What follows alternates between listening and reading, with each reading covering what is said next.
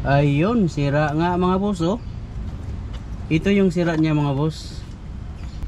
Yun, so tanggal na. So ayun, tanggal natin mga boss. Good day mga boss. Meron tayo ditong Ford EcoSport 2015 model no. Concern ng customer mga boss, ng client mga boss is hindi siya mag-ship ng primera, segunda, tercera. So i-check natin tong cable niya sa transmission mga boss.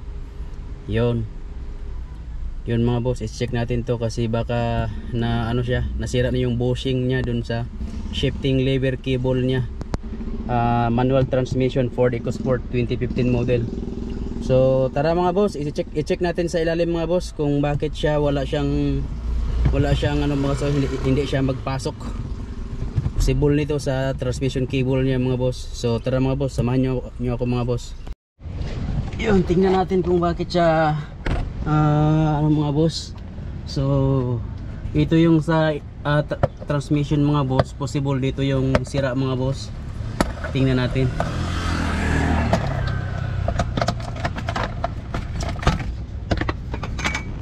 Ayun, sira nga mga boss oh. Ito yung sira niya mga boss. Bakit? Kung bakit wala siyang clutch mga boss. Ito yung sira oh, yung bushing niya. Oh, sira. Yun, ito yung papalitan natin. Ito siya, okay ito siya. Sira na pala din pala yung ano nila oh. Sira na din pala. So ibig sabihin, papalitan natin to. Pwede man to siyang i-repair mga boss. Pwede man siyang i-repair siya. Lagyan lang siya ng bushing dyan na para fit siya dito. Pero ang gagawin natin dito, bibili lang tayo ng bago para malayo sa aberya kung halimbawa. Kasi pag ano lang natin mga boss, ano tayo ng bushing dito, hindi siya original. Kaya mas mabuti siya na bibili lang tayo ng brand new. Yun mga boss, baklasin natin to mga boss. Mabaklasin natin to para bibilhan natin ng bagong cable. Yun, ito lang mga boss, tanggalin. Ito yan, tanggal na siya. Tapos pagtanggal dito boss, dito meron to siyang lock. Okay. Yun, madali lang siyang tanggalin oh. Tapos ito naman siya.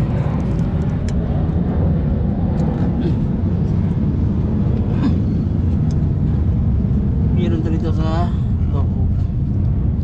Tanggalin. So natanggal natin yung isa na naman. Sira yung ano mga boss, clutch. Sira yung ano niya, yung shifting lever cable niya mga boss. Ford EcoSport 2015, meron tayong nabili na shifting lever cable, manual transmission. Kasi sira yung ano mga boss, sira yung cable niya, sira yung bushing niya. So ngayon, mabaklasin natin to, itong battery, tapos itong air cleaner filter niya, housing, mabaklasin natin para hindi tayo mahirapan itatanggalin yung luma na cable at saka ipalit natin tong bagong transmission cable. Yun. So tara, baklasin natin mga boss.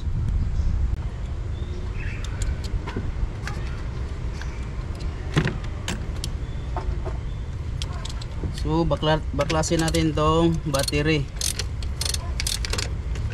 Tanggalin na itong battery para hindi tayo mahirapan. Yun, pagtanggal nito, tanggalin to, itong cover nya.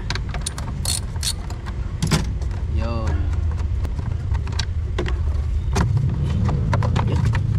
tanggal natin itong PCM cover. Yun, tanggal na. So tanggal natin. Tanggal ke battery mga boss, tanggal natin. Yun, tapos natin tanggalin natin itong itong battery housing.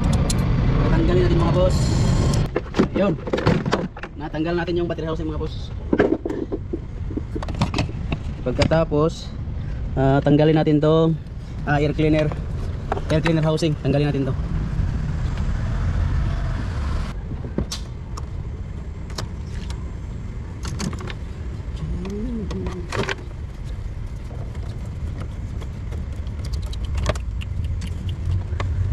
Yun, tanggal na siya.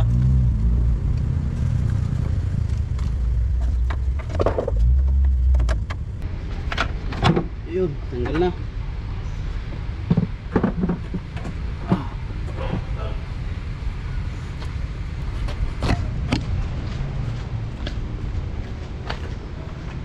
So natanggal natin yung air cleaner housing mga boss. Tapos yung battery housing natanggal na natin. Pagkatapos tanggalin natin tong yung cable nya. Ito yung cable nya mga boss. Ito yung cable nya. Yun. Tanggalin natin. Natanggal natin yung transmission cable mga boss. Ito yung sira nya, di ba? Nakita nyo. So natanggal natin dito sa transmission nya. Ang gagawin natin doon na naman sa loob. Babaklasin natin doon sa loob mga boss. So tara. So dito natin sa loob mga boss. Tanggalin natin to mga boss. Tanggalin natin to kasi natanggal natin doon sa transmission nya. So ang unang gagawin natin mga boss, ito tanggalin natin to. Yan. Ito. Okay. Pag matanggal to, tanggalin natin to.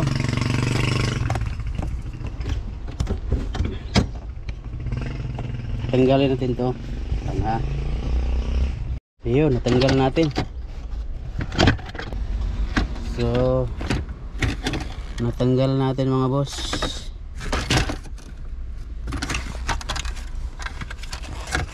Tapos nito, ito tanggalin natin to. City. Tanggalin natin. Ayun mga boss, tanggalin natin tong cable. Yun. So tanggal na. Yun.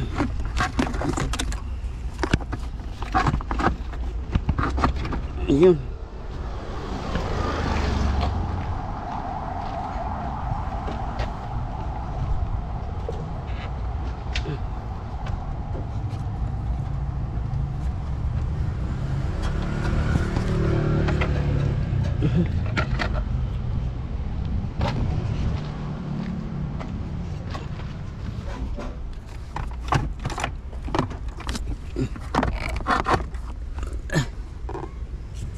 Ayun nga, hindi siya na-shoot Ayun. Ayun mga boss. Yan, tanggal na yan mga boss. Tanggal na yan. Yun. Ayun, tanggalin natin mga boss. Tanggal na to. So ito mga boss, tanggal na natin mga boss So ayun, tanggal natin mga boss. Tanggal natin. Ito yung ano mga boss. Tanggal natin yung natanggal natin ng transmission cable mga boss. Ayan. So ito yung sira niya mga boss sira siya. Sira mga boss. So wala na. Tapos ito yung bago mga boss. Yun, buo pa siya Napapansin nyo, buo pa siya buo pa.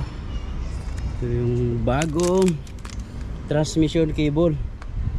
Yun. So tara, ikabit natin mga boss. Kabit na natin. Yun.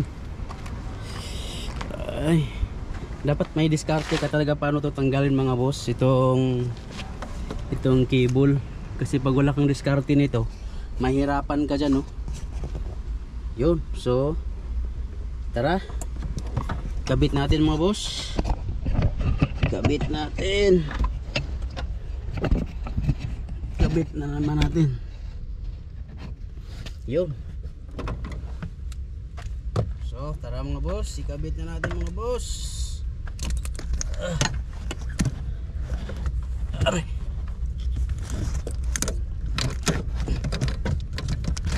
Yan. Yun, ikabit natin tong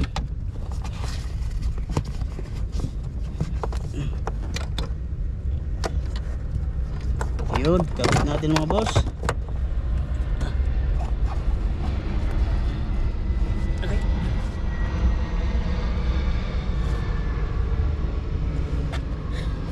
So ikabit natin mga boss.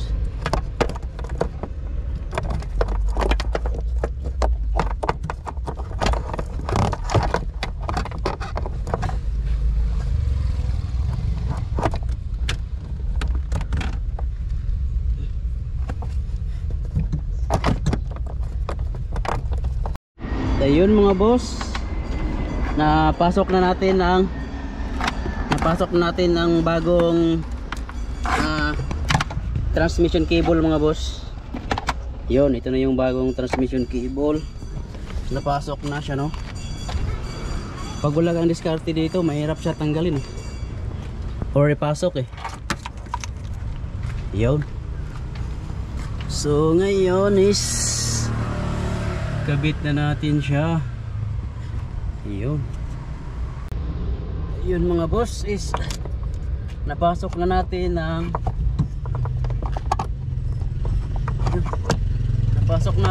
cable mga boss. Nakabit natin tong cable mga boss. So tapos natin nakabit ang cable, no. So ngayon ikabit natin tong mga housing ng battery mga boss, tapos yung air cleaner, tapos yung battery ikabit natin mga boss. Yun, ikabit natin mga boss. Install, ikabit natin itong ano mga boss, itong shifting nya ikabit na natin. Yan.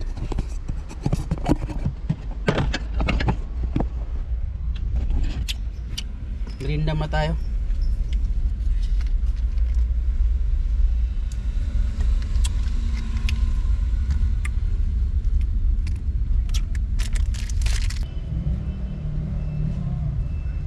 Rindam tayo mga boss.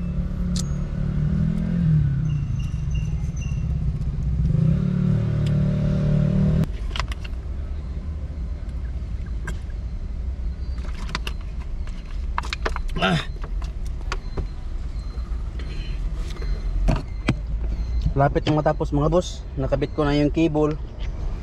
Ilang, finalize na lang. Ford EcoSport.